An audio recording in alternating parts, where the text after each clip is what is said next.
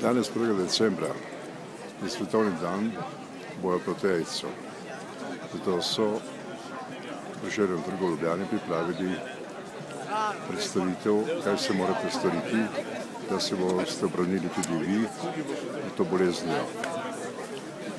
To je kratek utrinek z predstavitev projekta, ki ga pripravljajo mladi, da bi vas seznanili s problemi, ki jih lahko povzroča AIDS, ki je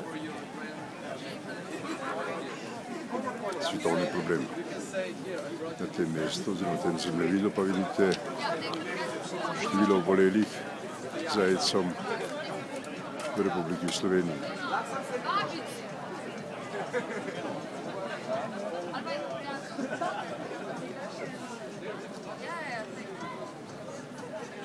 In še kratek utrinek nastojnice, ki so jih postavili študente, da bi obveščali svoje sovrstnike in seveda tudi vse.